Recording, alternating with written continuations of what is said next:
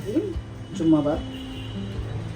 আজকে একেবারে গ্রামীণ রান্না হবে পাট শাকের পাতুরি।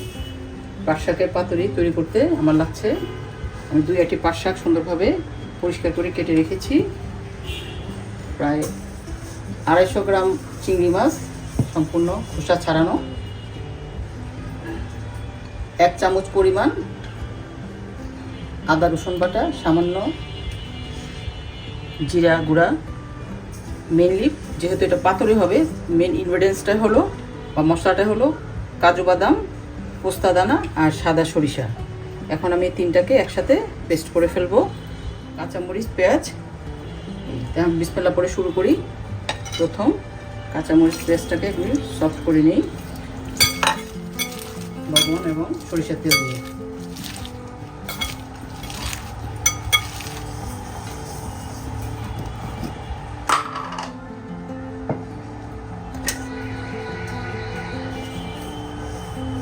যেহেতু শাক কমে যায়, হিসাব করে লবণটা দিতে হবে।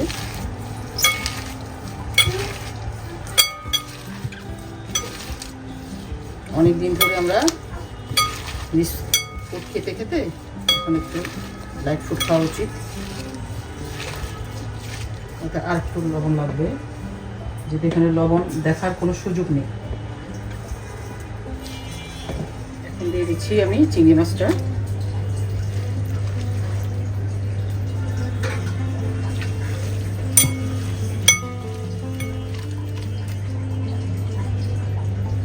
দিচ্ছি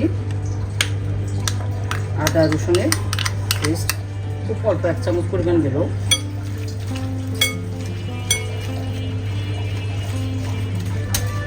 দিয়ে দিচ্ছি পরিমাণ মতো সরিষার তেল।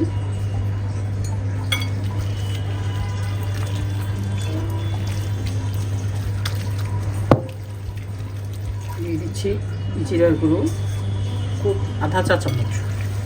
কারণ অনেকে প্রশ্ন থাকতে পারে, শাকে তো জিরা বা আদাগুলো যায় না।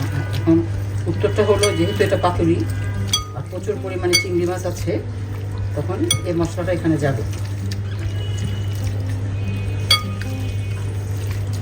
চমৎকার ফ্লেভার এসছে।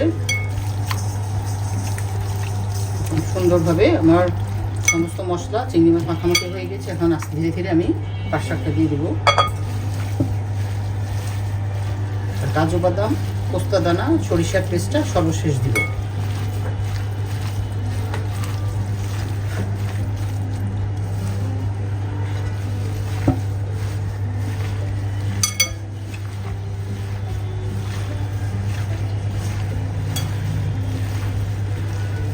আলতো হাতে মাখবো, বেশি জোরে মাখলে পাট শাক থেকে লোকটা বের হয়ে যাবে, পানি ছেড়ে দিবে।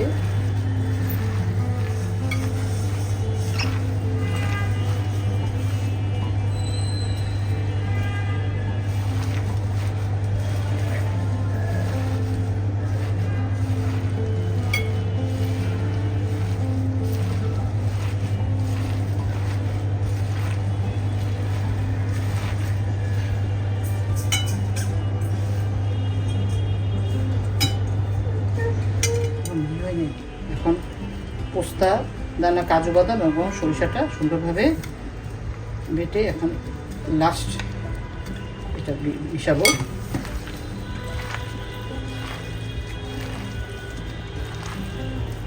কোনো পানি দেওয়া যাবে না, ছাদ থেকে এমনি পানি ছেড়ে দিবি। এইভাবে ঝরঝরা করে করতে হবে। আমার মাখামাখির পর্ব শেষ, এখন হবে প্রসেসিং।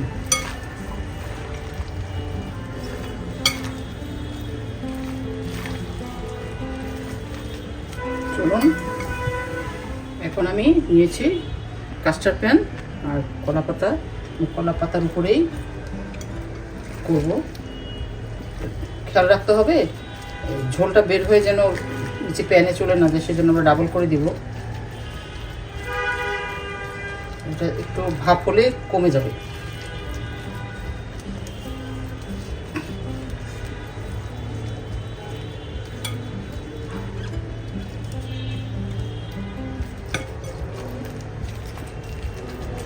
গ্রামীণ এই রান্নাগুলোকে আমাদের মাঝে মাঝে ট্রাই করা উচিত এবং ধরে রাখা উচিত আমাদের নেক্সট প্রজন্মের জন্য। না হলে তো ওরা বুঝবেই না অ্যাকচুয়ালি এই ধরনের কোনো খাবার গ্রাম বাংলায় আছে।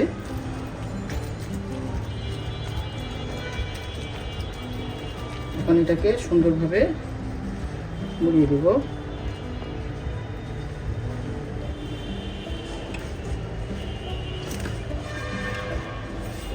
আরেকটা পাতা ইউজ করছি, আর ধীরে ধীরে আঁচে করতে হবে।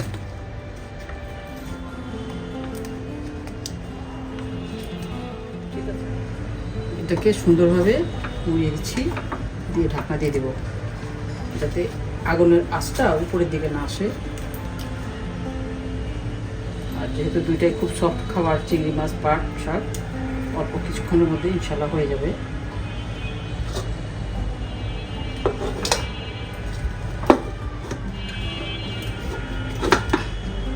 বিসমিল্লাহ।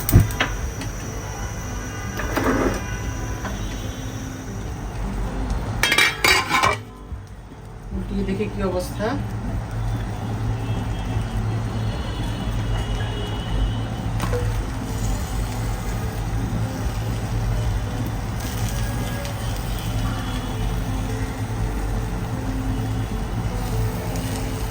পাঁচ সাতটা এমনিতে সফট থাকে, একটু ভাপে হয়ে যায়, তার মানে উল্টানোর প্রয়োজনও নেই।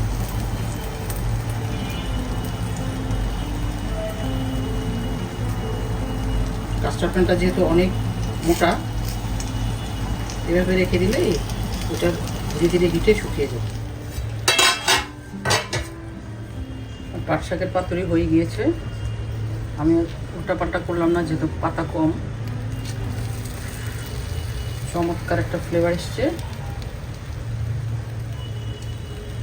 যে নিচের অংশ এই ধরনের পোড়া লাগেনি।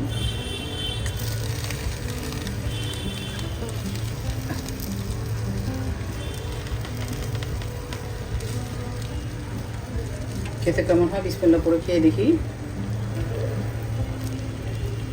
বিসমিল্লাহ রহমানির রহিম।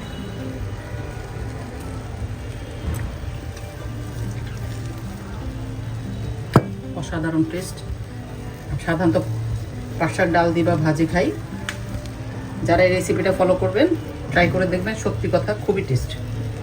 আজকের মতো জুম্মা মুবারকের অনেক অনেক মোবারক জানিয়ে বিদায় নিচ্ছি।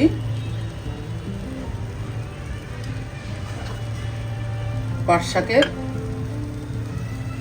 পাতুরি রেসিপি আপনাদের সামনে উপস্থাপন করলাম। ভালো লাগলে ট্রাই করবেন।